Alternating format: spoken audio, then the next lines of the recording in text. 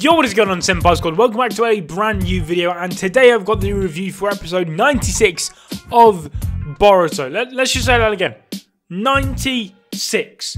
We're nearly at 100 episodes, which is nuts to me because I still remember sitting down ready to watch episode 1. But anyway, as you can probably tell already going off the title and thumbnail of this video, I have quite the unpopular opinion, I believe, regarding this episode. But before I get into what I have to say, as always, we're going to jump into some of you guys' comments and see what you made of it and see whether or not my opinion on this episode is as unpopular as I originally thought. So then, going straight into it, as always, I ask you guys to vote in a poll on my YouTube community tab to see what you guys made of it, and a whopping 43% out of 169 of you went with okay.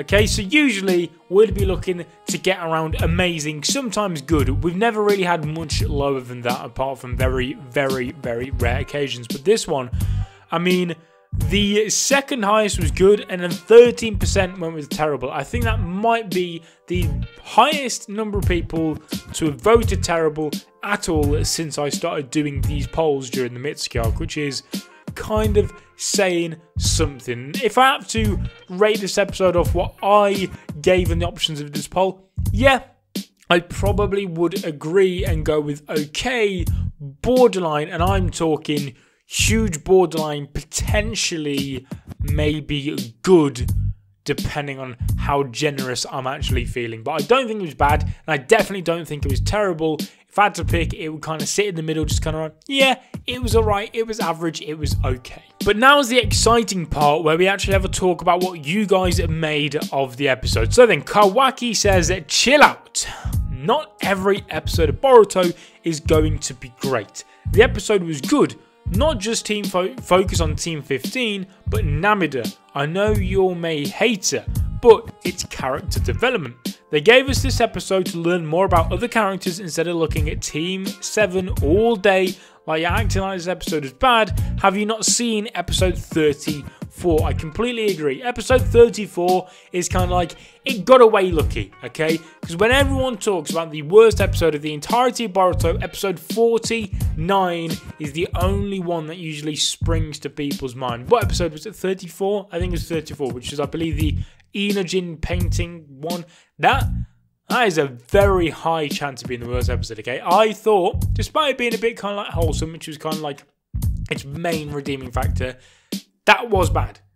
Do not get it mistaken. This episode may not have been great, but like Kawaki said, it was nowhere near that level of bad. And I agree when you say you may not like, people may not like Namida. And I've said this on Twitter, and I 100% stick by it because it's kind of, it's not a fact, but it's very apparent that this was the case with some people. Some people wanted to hate this episode ever since the summary was released a month ago, okay? 1 month ago. As soon as people realised it was going to be a Namida-focused episode, straight away people saying, I'm going to skip this episode. I can't be bothered. Oh, here we go, episode 49 all over again. It's going to be the worst. No one gave it a chance. I said this could be a good chance for them to redeem their characters. Honestly, they did, okay? It's not a huge step forward, but they took a step forward. That was the main thing. And Namida especially, I actually somewhat warmed to Namida's character after this episode. But the fact still remains that people wanted to hate this episode. They went into the episode before even watching it already hating it, purely because they wanted to, because they don't like Namida, they don't like Wasabi, they don't like Sumire, whatever it is. And that is definitely the case with some people, unfortunately. So then we got this from Lekori Tarpley. I'm sorry if I've completely butchered your name there, but great episode in my opinion. They handled it very well. It's fine if Namida cries. It's not like this is the Shippuden age yet. People shouldn't be complaining about that, especially when she's improving on it. And the newer thing was a nice surprise as well. So Namida's character, a lot of people always, I don't know what it is, they always just hate on characters that cry a lot. And I admit it can sometimes be annoying. And in Namida's case, it can be very annoying at times because she cries at the slightest little thing. But it's part of her character. You just kind of come to accept it. Her crying is the same as Asta screaming. It's just the laws of nature, okay? You can't fight it. They will do it no matter what. But her crying jutsu was really annoying. However, and I'll get more onto this later on, the jutsu she kind of birthed from it in this episode was absolutely fantastic, and 100% I want to see more. It is such a cool jutsu, one of my favourites. I couldn't believe it was so good. And as for Nue, it was cool to see Nue. I actually really like Nue. I think he's one of the coolest kind of summonings we've had in the Naruto universe, and it's quite cool to see how right from the beginning he's been a reoccurring character somewhat, and it's not like he had his arc right at the beginning and then poof, he vanished. You know, he has become a recurring character. Whenever Sumir's been there and fighting, Nue's not been too far away, and seeing him grow up a bit in this episode, it was kind of weird. It wasn't explained very well. Sumir's like, oh, I suppose it's down to all the training we did. It's like, okay, that does explain it. It's a bit of a weak way to explain it, and it's kind of a very vague way to explain it, but it does somewhat answer the big question on how the hell he's done that. But it makes me think, are we going to finally see at some point, maybe like in the time skip, Nue after training? Because it's not like the characters themselves, like Sumir, are getting stronger by training. Nue as well seems to be getting stronger through training. And I'm thinking that maybe some point in the story, we're finally going to see the big Nue again. Probably the time skip, but that, to me, would be fantastic, not only for Sumir's character, Nue's character, but just the Boruto story in general. The fact that it would have some sort of linear story going right from the beginning all the way up till whenever it happens. So then we got this comment. I'm starting to think that maybe my opinion wasn't so unpopular after all, seeing some of these comments. Why do people think this episode was terrible? We got to see Nue grow from training, like I just mentioned. Plus, and Namida actually has one of the best jutsus. She can be such a cool character. The Hidden Sound Village was dope as hell in Naruto. She could master a sound genjutsu and other things. That would be extremely interesting, because the Hidden Sound Village has kind of always been a village in Naruto which I've never really got my head around. It's kind of one that's almost been forgotten some point. You know, we saw the likes of like Kabuto and Orochimaru always talking about it, and then we had all the, you know, the Sound 4 and all of those guys. We had Mitsuki come from the Sound Village, but we've never really gotten anything else out of the Sound Village. And I know that sounds like a lot, but when you compare it to some of the other villages, you feel as though these Sound Villages underutilized. So despite it being a big stretch, maybe Namida could have some sort of connection in the future to the Sound Village. She could go keep training, like you said, learn her sound genjutsu, all of that type of stuff. To me sounds very, very interesting. So Trenton says this episode was fine, not great, not terrible, just fine. When you compare it to episode 49, this episode is much better in my opinion. And yes, episode 49 tried to develop these three but failed. This episode built on their failures and they actually developed the characters. Sumir, somewhat, you know, more Nue as opposed to Sumir. We had Wasabi. Wasabi didn't really get a huge number of character development, but it doesn't really need it. And then Namida obviously being the main focus, tons of character development, and it's not finished yet. You know, that jutsu definitely is going to be brought up again at some point because it definitely needs some work on. But like I said, yes, character development, it was great. Okay, so I think this is the first comment of someone not enjoying it. Boruto's dad says, I'll be honest, I skimmed through most of the episode. Didn't enjoy it. Rather than ranting, I think there are a few things that need to be considered. I don't know for sure if the Japanese audience like Namida and the other side characters. If they do, then Studio Pierrot aren't doing anything wrong. If they don't, then it's in an area where the Boruto anime has failed. It's fine not heading straight into the manga, but they should have given the side characters better storylines. The problem is now that it could be too late for some characters to be redeemed, but then again, this all depends on how they're viewed by the Japanese audience. It's almost 100 episodes of Boruto, and I can't help but think it's all been a bit underwhelming. Apart from the movie arc and Gaiden, I haven't found 5 consecutive weeks of episodes that I've enjoyed without it being hit or miss every weekend. Massive shame, since I really do want to enjoy the anime, but depending on what the next arc is will determine whether I stick with the series. Now, I want to comment on a few things that the whole Japanese like in the side characters type deal. As far as I'm aware, now obviously I don't have contact with many, if any, Japanese people. I don't live in Japan.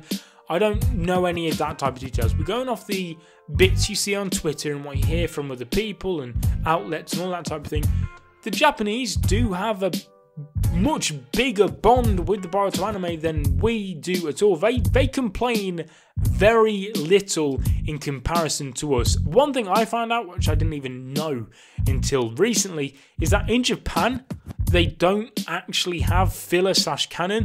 They find it a very, very weird concept and think it's just the West's way of just kind of nitpicking and just kind of almost like deleting episodes that they don't enjoy, which is what a lot of people do actually with the Boruto anime. If it's an episode they don't enjoy, instantly just mark down as filler because they refuse to actually accept it as part of the story. But that's what I'm saying, in Japan they find that a very weird concept. They question like, why would they put out part of the story if it's not part of the story type thing, which it does make sense, you know, why would you put it out if it's not for anything? So that was a very interesting thing I learned. I mean, it's not too related to this, but I did want to talk about the Japanese audience of Boruto and how they actually much prefer the anime as opposed to us Western audiences. As for the rest of it, about the side characters should have had more with their character development, if that's what you say, the missions, whatever you want to call it. I think the true side of that, the true story to that, will come out once we get a bit further down the manga. The main reason I'm excited for the Majina Bandits arc is, yes, it's a manga arc, it's as canon as you're going to probably get, but mainly because it opens doors then for other characters and other little mini arcs afterwards, because personally I don't think the Majina Bandits arc is all that good. It's alright, okay, it's not too bad, but Ao and Kawaki arc is where Boruto really does get good. So even though I do want the Majina Bandits arc, it's not necessarily for Majina Bandits, just that it opens more doors for other characters, other stories, or the mini arcs after that. So that's what I wanted to say about that. And then the last comment I'm going to go through today, because I have been talking about these a lot. You guys have been coming through with the comments, but unfortunately I'm starting to have to cut some out purely for the fact that the reviews are going to be like 20 minutes long otherwise. Anyway, so Urban Secrecy PK said the only reason people have rated it terrible is because of the fact that Hanabi didn't use her Byakugan when she was chasing the thieves. I can understand that. Other than that, I could not see any other mistake of which overly criticisable people saw. We got there in the end. Talking about Hanabi, the whole Byakugan thing, it is a bit odd why she didn't use it while chasing after the thieves. You know, if she had, then she would have instantly knew that the thieves were actually hiding in the bushes. People were saying that Hanabi felt nerfed in this episode purely to let Team 15 shine. I can understand this, but it's nothing new. I mean, just look at Konohamaru. He is the definition of being nerfed, and a lot of the older people have been nerfed to allow the new generation to grow. It's something that is as unfortunate as it is going to have to be accepted. I didn't think Hanabi was overall that bad. In fact, I think she's been one of the best senseis we've seen so far in Boruto in total. Although we're not seeing much of her, she feels like the most like a sensei right now, as opposed to maybe other than Sasuke. But Sasuke is a bit of an exception because he's not technically an actual sensei. But as opposed to maybe like Konohamaru and Moegi, Hanabi, in my opinion, is definitely the best sensei. And yes, she was nerfed slightly in this episode, but not near as badly as I think other characters have. And that's it for the comments. I think I've more or less covered everything. The last couple of things I want to touch on really quickly is, like I was saying about the jutsu that Namida used. A lot of people found it very annoying how she went through all this character development in the episode, all for her to end up crying again right at the end and hurting her teammates. To me, I liked it because people would have complained either way. People complained that she mastered, well, not mastered, but she learned this new jutsu, went all through character development, then right at the end she went back to square one. She did not go back to square one for a start. After, right at the end, she still was determined not to cry for the sake of crying, but crying for the sake of protecting her friends. You know, the reasons that she went back to normal and ended up hurting her teammates is just because she ran out of chakra. That was it. Her jutsu wasn't in a suitable state to be used at that point. Prior to that, when it was absolutely fantastic. And if she hadn't lost chakra and ended up hurting her friends, people, 100% guarantee, would have complained that, oh, well, she's just mastered a new jutsu in one episode. What type of like ass pull is that? No matter what, people would have complained. And this may be me being a bit of a, maybe it's a bit of a conspiracy. Maybe I'm going over the top. But if it was any other character other than Namida, say if it was Boruto, Sarada, Mitsuki, Shikadai, Iwabi, Lee, anyone, no one would bat an eyelid, okay? People would love the episode, and maybe that's a stretch, but it's just, I'm putting that thought out there because I honestly think at least 50% of the people that despise this episode would have then called it a good episode, okay? And going on the villains really quick, I don't really want to talk about the villains too much because they're kind of like, I remember back in Team 7's first mission on that bridge and all that type of stuff, they just kind of reminded me of them. They're the most fodder of fodder villains you're ever going to find. They're very typical filler-esque kind of in one episode, gone the next type villains. Nothing special about them at all. The whole story of the actual episode wasn't that intriguing. The best parts, without a doubt, were the training parts of all the actual fights versus the bad guys was a bit underwhelming, apart from Namida's awesome jutsu. The training was by far the best, and that was like a good training session. It wasn't like a training session that we've had before in the series, which has just been kind of skipped over and only hinted at. We physically got to see it, and it was great, so I have to got nothing but compliments for that. And overall, I thought the episode was actually pretty decent. Nothing special, but nowhere near as bad as what people said. People blew this way out of proportion. Anyway, guys, thank you so much for watching. Leave a like on the video if you enjoyed. Subscribe if you're not already to become a member of the Senpai Squad. And I'll be seeing you guys in another video. But until then, peace.